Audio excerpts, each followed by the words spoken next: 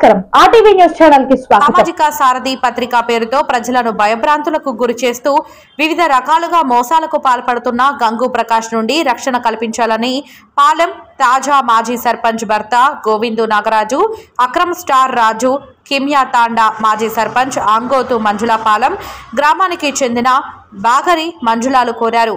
జిల్లా కేంద్రంలో ఏర్పాటు చేసిన విలేకరుల సమావేశంలో ఆయన మాట్లాడుతూ ఉద్యోగాలు ఇప్పిస్తామంటూ, ప్లాట్లు ఇప్పిస్తానంటూ, సంక్షేమ పథకాలను మంజూరు చేయిస్తానంటూ చిట్టీల పేరుతో అనేక మందిని మోసం చేసిన గంగు ప్రకాష్ పై పూర్తి స్థాయిలో విచారణ జరిపించి చర్యలు తీసుకోవాలని కోరారు.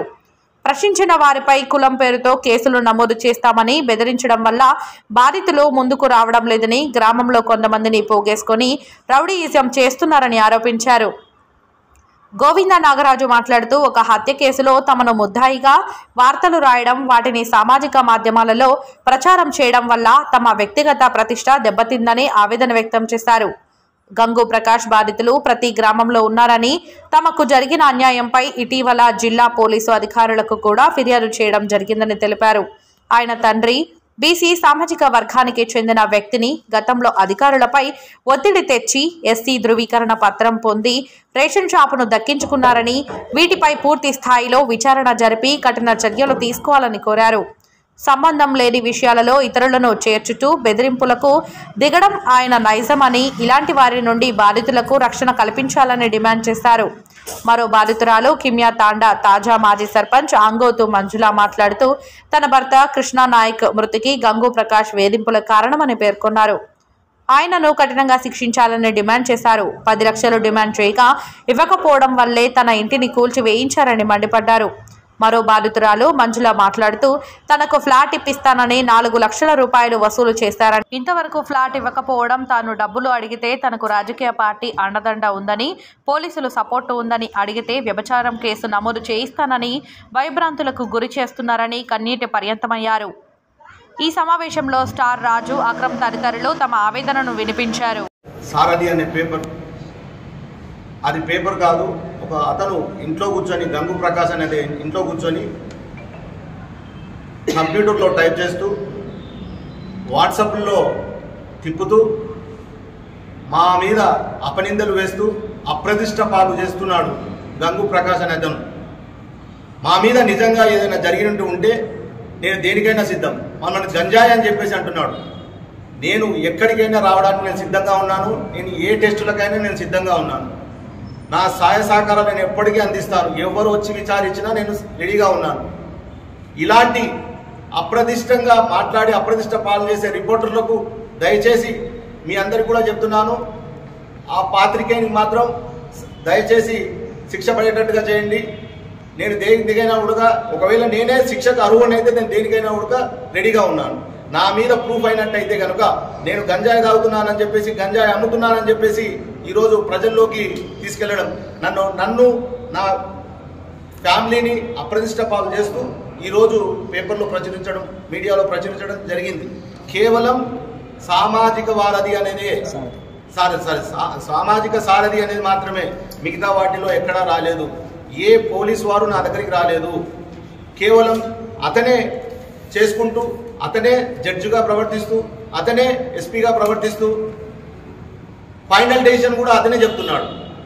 అలాగే కలెక్టర్ గారికి, ఎస్పీ గారికి దయచేసి ఈ పాత్రికేయుడు గంగు ప్రకాష్ నుంచి మమ్మల్ని కాపాడవలసిందిగా కోరుతున్నాను.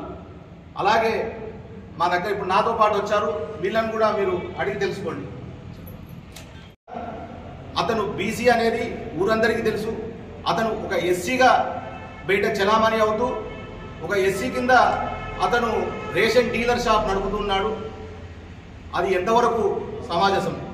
మీరు దాన్ని ఎలాగైనా అతను ఎస్సీ గారు బీసీ అని నిరూపించి అతని డీలర్షిప్ను క్యాన్సిల్ చేయవలసిందిగా ఒక్కసారి నేను విన్నపించుకుంటున్నాను. అలాగే నేను నా మీద ఎందుకు రాసావు, ఇవంటి కథలన్నీ ఎందుకు రాసావు అని నేను అడిగినప్పుడు, నన్ను కొట్టడానికి వచ్చావు, నీ మీద ఎస్సీ ఎస్టీ యాక్ట్ పెడతానని చెప్పేసి ఈరోజు మమ్మల్ని మోసం చేయడం జరిగింది. మాయమాటలు చెప్పి, గతంలో మాయమాటలు చెప్తూ, గతంలో కూడా పేపర్లో వచ్చింది, ఎంతోమంది దగ్గర కూడా జాబులు ఇప్పిస్తారని చెప్పేసి ఇలా డబ్బులు తీసుకొని లక్షలకు లక్షలు డబ్బులు తీసుకొని అది చేశాడు. గతంలో చీటీల పేరు మీద ఒక గ్రూప్ పెట్టి ఆ గ్రూప్ వాళ్ళనే చీటీలను వాళ్ళని కూడా మోసం చేయడం జరిగింది. అలాగే నా పక్కన 2 మహిళలు ఉన్నారు. ఈ మహిళల దగ్గర ఒక ఆవిడ దగ్గర ప్లాట్ ఇప్పిస్తానని చెప్పి 4 లక్షల రూపాయలు తీసుకోవడం జరిగింది. అలాగే ఇంకో ఆవిడ దగ్గర వాళ్ళ భర్త ప్లాట్లు ఏదో వెంచర్ వేస్తుంటేను 6 లక్షల రూపాయలు 7 లక్షల రూపాయలు డిమాండ్ చేసి ఆ 7 లక్షల రూపాయల్లో కూడా 1 లక్షల రూపాయలు ఆల్రెడీ తీసుకొని భయభ్రాంతులకు గురి చేస్తే వాళ్ళ హస్బెండ్ సూసైడ్ చేసుకుందని ఈరోజు ఆమె ఎంతో కన్నీరు మున్నీరుగా బాధపడుతుంది. అలాగే ఎంతోమంది ఈరోజు పాత్రికేయుల ప్రెస్ మీట్ పెట్టడం జరుగుతుంది. ఎందుకనగా నా పేరు గోవింద నాగరాజు, నేను పాలెం సర్పంచ్ భర్తని. మా ఊర్లో ఒక అమ్మాయి సూసైడ్ చేసుకుంది, హ్యాంగింగ్ చేసుకుంది. ఆ అమ్మాయి పేరు పుష్ప లత. ఆ అమ్మాయి సూసైడ్ చేసుకున్న విషయం ఊర్లో వాళ్ళు వీళ్ళు చెప్పిన తర్వాత ఉదయం 8 గంటలకు నేను అమ్మాయి ఇంటి దగ్గరికి వెళ్ళి ఆ అమ్మాయిని చూడడం జరిగింది. చూసిన వెంటనే తండ్రిని అడిగాను, ఎట్లా చనిపోయింది ఏంటి అనేసి. హ్యాంగింగ్ చేసుకొని చనిపోయింది అని చెప్పేసి వాళ్ళ నాన్నగారు చెప్పారు. వెంటనే వాళ్ళ అమ్మాయిని ఎవరు దింపిండ్రు ఏంటి అని అడిగితే నేను పైకి లేబెట్టాను, నా మనవరాలు దింపిందని చెప్పాడు తను. తర్వాత ఆ అమ్మాయిని నేను ఎంక్వైరీ చేయడం జరిగింది. చిన్న పాప ఉంది వాళ్ళ ఇంట్లో, తన కూతురు. ఆ అమ్మాయిని ఎంక్వైరీ చేస్తే రాత్రి ఒక అతను వచ్చాడు, శ్రీకాంత్ అనే అతను. తనతో పాటుగా భోజనం చేశాడు, వెళ్ళాడు. అంటే శ్రీకాంత్ మీద మాకు డౌట్ వచ్చి 100కి నేనే ఫోన్ చేసి ఉదయం ఫోన్ చేసి చెప్పడం జరిగింది. దాని తర్వాత ప్రకాష్ అనే వ్యక్తి, ఆ వ్యక్తిని తప్పించాలి అంటే నాకు 50,000 రూపాయలు ఇవ్వాలని చెప్పేసి డిమాండ్ చేయడం జరిగింది. ఆ 50,000 రూపాయలు డిమాండ్ చేసినప్పుడు నా పక్కల ఇంకా 3 ఉన్నారు. ఆ 3 మల్లికార్జును, అక్రము అండ్ స్టార్ రాజు అనే వాళ్ళు ఉన్నారు. వాళ్ళు ఉన్న తర్వాత డబ్బులు అడిగిండు. అడిగితే అలాంటి విషయాలు అయితే అబ్బాయితో మాట్లాడుకో, మాకు ఎలాంటి సంబంధం లేదు, వాడు ఈ అమ్మాయికి నష్టపరిహారం కట్టించమని చెప్పి, ఈ అమ్మాయికి జరిగింది అసలు నువ్వు చేశావో చేయలేదో మాకు తెలియదు, కానీ ప్రస్తుతానికైతే నువ్వు అమ్మాయి దగ్గరికి వెళ్ళినావు కాబట్టి నీ మీద అపనింద వచ్చింది కాబట్టి ఆ అమ్మాయికి ఎంతో కొంత నువ్వు సహాయం చేయమని నేను అలాగే మా మండల ఎంపీపీ గారు శ్రీనివాస్ గౌడ్ అడగ జరిగింది. ఆ సమయంలో అతనికి 50,000 రూపాయలు డిమాండ్ చేసినప్పటికీ ఆ అబ్బాయి ఇవ్వనందుకు మా మీద ఈరోజు కక్షపూరితంగా గంజాయి కేసు అంటూ, ఆ అమ్మాయిని మేమే సామూహిక అత్యాచారం చేశామంటూ, గోవా అంటూ, టూర్లు అంటూ, తన ఇష్టానుసారంగా తనే జడ్జిగా తనే ఎస్పీగా మమ్మల్ని అరెస్టు చేశారంటూ ఈరోజు పబ్లిక్లో చెప్పడం జరిగింది.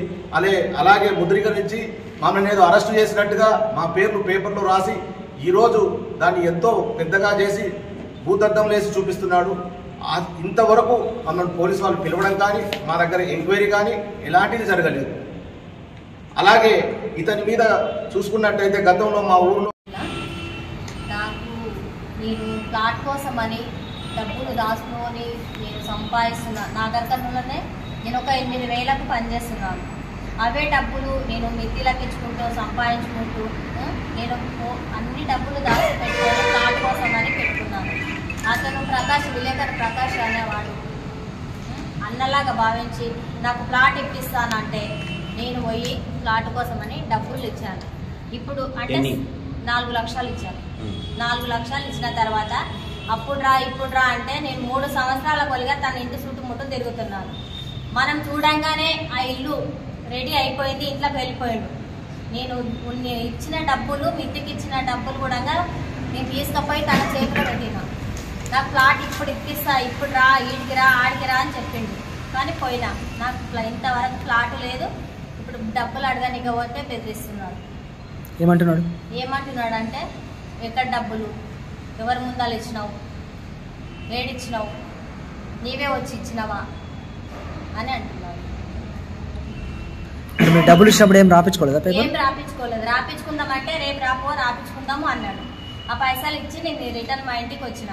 మళ్ళీ తెల్లారి వాళ్ళ ఇంటికి పోతే సాయంత్రం రా అన్నాడు. ఇక ఇవే రోజులు జరుపుతూనే ఉన్నాడు. ఒకటేసారి 4 లక్షల రూపాయలు ఇచ్చిన? ఒక్కసారి 2 లక్షలు ఇచ్చిన, ఒకసారి 2 లక్షలు ఇచ్చిన, 4 లక్షలు ఇచ్చిన. కోటల గడ్డ దగ్గర నా ప్లాట్ ఉంది నేను ఇస్తా అన్నాడు. సినిమా టాకీస్ పక్కల పాలెంలోనే సినిమా టాకీస్ పక్కల ప్లాట్ ఉంది, ఆడ ఇస్తా అన్నాడు. నాకు ఇంతవరకు ఏ ప్లాట్ లేదు, నా డబ్బులు నాకు ఇవ్వట్లేదు. నాకు న్యాయం చేయండి. ఎక్కడన్నా ఫిర్యాదు చేసిందా మీరు? ఎక్కడ చేయలేదు ఈ విషయం. నేను వాళ్ళ ఇంటికే పోయి అడిగితే ఇప్పుడు వాళ్ళ ఇంటికి కూడా రావద్దు అంటున్నాడు.